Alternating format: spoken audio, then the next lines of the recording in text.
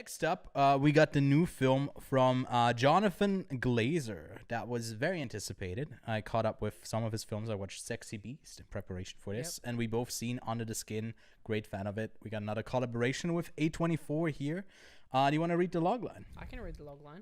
Yeah. The commander of Auschwitz, Rudolf Hoss, and his wife, Hedwig, strive to build a dream life for the family in a house and garden next to the camp. Yes. Very simple, very short. Very intriguing logline because you essentially don't know what this movie is going to be about. You do not. What does this mean? Is it about the family? Is it about World War II? Is it about Auschwitz? What is it about? Lachlan, what is this movie about? It's about tragedy. It's about atrocity. Yeah. It's about a lot of things. Yeah. And it was not what I was expecting. So I went in thinking that this was and I thought the concept was kind of interesting. A love story set in Auschwitz, where it's like, okay, are they going to try to fall like, love each other? And it's like, there's a backdrop of the worst crime in history. Exactly. Is there some sort of opposition from them where they're there because they got to serve? It's totally not that. It's not. They love it. They love killing. Gosh. Yeah. It's anyway. It's such a good film. Yes. It is such a good It's film. a really, really good film. Oh my god. It might be the best of the festival so far. So far, I think it might be one of my favorites. Yeah, it's either one or two for me right it's now. Definitely It's the really good. highest rating I've given so far. Yeah. For a film in the festival. And there is a number of reasons as to why I think this movie is great. Where do you want to start? I think what's most compelling and actually you notice the most is the sound design in this film, where a lot of it is shot like in their home. We never go inside Auschwitz, if I remember correctly. Nope. We don't really get to see that, but it's so ever present for shots in the background. You said there's a train that you see again and again, right? But also just the turning machine of this atrocity being committed in the backdrop of this family complaining about not really I don't know what they got to deal with in their daily life, where in the background there's thousands of people dying. And that contrast is so interesting. That's it's also okay, why do you highlight these people in this sort of way? Why do they get the movie? And I don't know. Do you have an answer to that? Why do you think we focus on these people? What makes this interesting? I think it's the humanity of it. Yeah.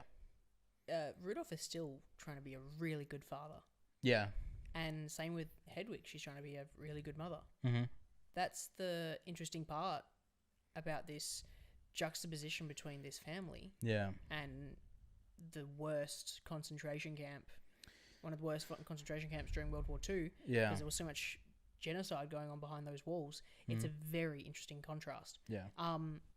You said visually there's some interesting contrasts. Yeah. You never go in Auschwitz, but throughout the entire film there is an incredible soundscape to it. There is a instant. So there's at the opening of the scene there's a little bit of this soundscape in the background, but there's a particular scene right at the start basically where they talk about building this new furnace. The furnace is built and there is essentially a low based hum throughout the entirety of the film. And you know it's the furnace. There's screaming, there's yelling, there's gunshots. This is all audibly. There's no visual to any of this. The only time we go into one of those furnaces is towards the end of the film. Yeah. In a particular scene that we're not going to talk about. Yeah. But there is a interesting aspect to this film where it is one of the first films set around this concentration camp, because there's plenty of stories.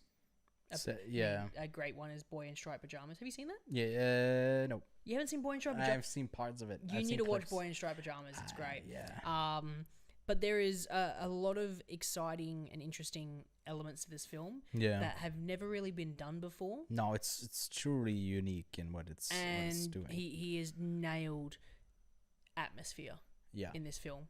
You know, he hasn't made a film in 7-8 years. Really? Makes sense. He nailed Yeah. this one.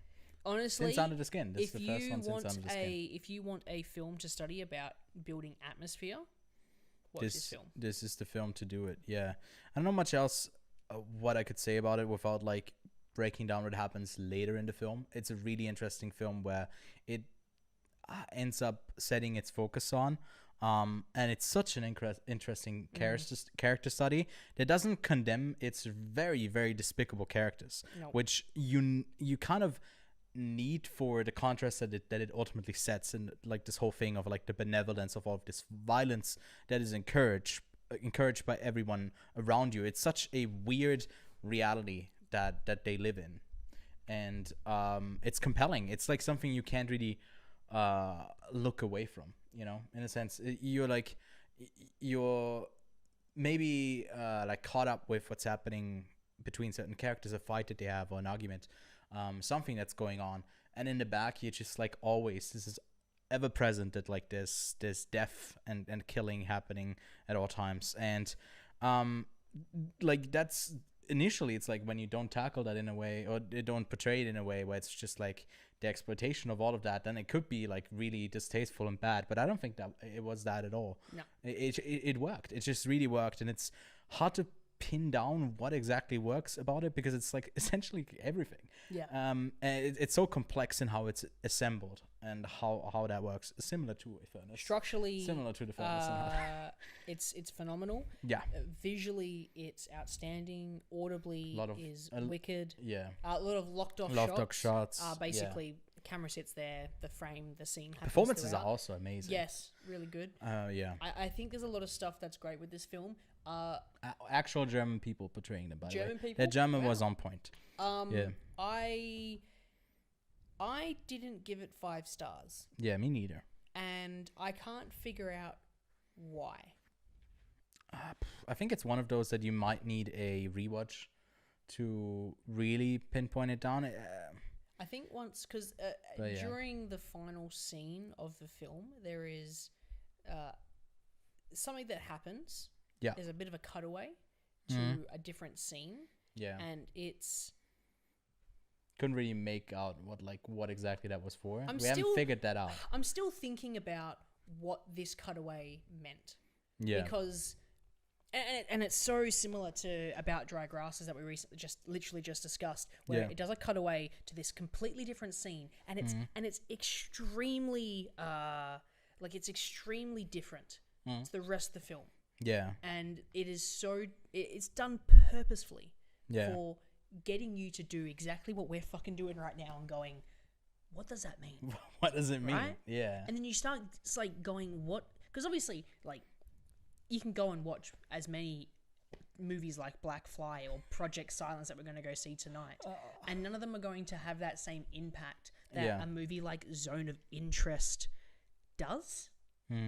Like, Zone of Interest is just not only like art, like Occupied City is trying to be, but it's also telling a really good story and putting a massive message behind it.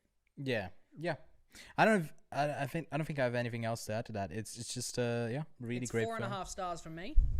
It's also not 2 hours, which is great for a gun film. And yeah, that's pretty much it.